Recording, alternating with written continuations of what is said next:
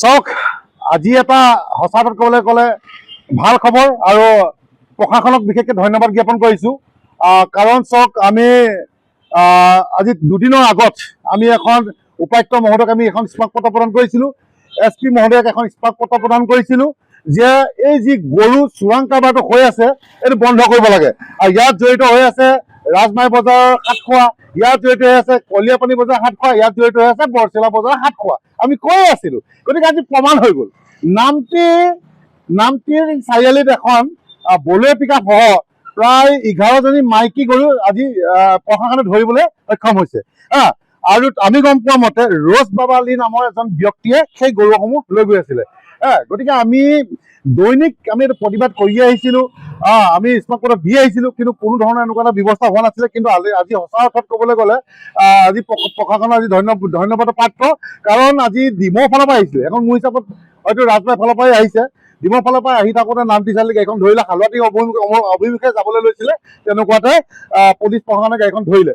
গতিকে আমি এটা কথা ক'ব বিচাৰিছোঁ, যিসকল ব্যক্তি এই গৰু চিণ্ডিকেটৰ লগত জড়িত হৈ আছে, আমি বাৰম্বাৰ চৰকাৰ তথা প্ৰশাসনক কৈ আহিছোঁ যে এওঁলোকক কৰায়ত্ব কৰিব লাগে। আৰু যেতিয়ালৈকে কৰায়ত্ব নকৰে তেতিয়ালৈকে কিন্তু এই গৰু সৰবৰাহ চলি থাকিব। কাৰণ কেলৈ চাওক, আজি হিমন্ত বিশ্ব শৰ্মা ডাঙৰীয়াই গৌ পূজা কৰে, আজি মোদী ডাঙৰীয়া নৰেন্দ্ৰ মোদী ভাৰতৰ প্ৰধানমন্ত্ৰী তেখেতৰ গৌ পূজা কৰে, আৰু গোটেই বিজেপি দলে গৌ মাতা বুলি কয়। আৰু সেই গৌ মাতাক যদি ৰক্ষণাবেক্ষণ দিব নোৱাৰে, ইয়াৰ পৰা যদি গৈ পেলাই নাগালেণ্ড ছাপ্লাই দিয়ে, তাত যদি কাটি পেলাই গৌ মাতাক যদি কাটি দিয়ে, এইটো কেনেকুৱা ধৰণৰ কথা? গতিকে গাড়ীয়ে আগতে গৈ আছিলে, এতিয়া কি কৰিছে তেওঁলোকে চোৰাংকে কি কৰিছে, বাগানৰ মাজেদি খোজকঢ়াই নিয়ে, ৰেল লাইনে খোজকাঢ়ি নিয়ে, নগালেণ্ড বৰ্ডাৰ পাৰ কৰাৰ পিছত তাত তেওঁলোকে লুট কৰি পেলাই, গাড়ীত লুট কৰি পেলাই তেওঁলোকে ডাইৰেক্ট বেলেগ নগালেণ্ডৰ ডিষ্ট্ৰিক্টলৈ প্ৰেৰণ কৰে। গতিকে ইয়াত যিসকল ব্যক্তি জড়িত হৈ আছে, এটা তদন্ত কৰিব লাগে।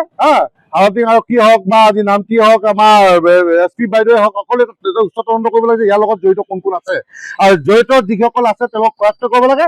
আৰু মোৰ হিচাপত চিধাচিধি কথা ঠেঙত গুলিয়াব লাগে।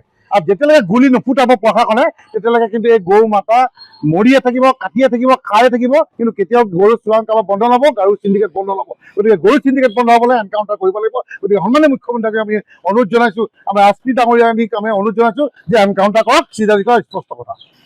আৰু এটা কথা ক'ব বিচাৰিছোঁ, তেওঁলোকক আমি দেখিবলৈ পাওঁ যে যিসমূহ গাড়ীত তেওঁলোকে গৰুখিনি আনে, যেতিয়া চিজ কৰাৰ পিছত কি কৰে, তেওঁলোকে কি কৌশলেৰে নাজানো, এমাহ নহওঁতে গাড়ীসমূহ উলিয়াই পেলাই লৈ যায়। গতিকে আমি মুখ্যমন্ত্ৰী ডাঙৰীয়াক এটা আহ্বান জনাইছোঁ, DC ছাৰক এটা আহ্বান জনাইছোঁ, SP বাইদেউক এটা আহ্বান জনাইছোঁ যে এই গাড়ীসমূহ সম্পূৰ্ণভাৱে চিজ কৰি দিব লাগে, যাতে উলিয়াব নোৱাৰে তেনেকুৱা ব্যৱস্থা কৰিব লাগে।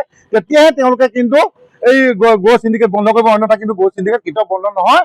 গতিকে আপোনালোকে এইটো এটা ব্যৱস্থা এনকাউণ্টাৰ কৰাৰ উপৰিও এই গাড়ীখিনি যাতে চিজ কৰিব পাৰে তেনেকুৱা ব্যৱস্থা লওক।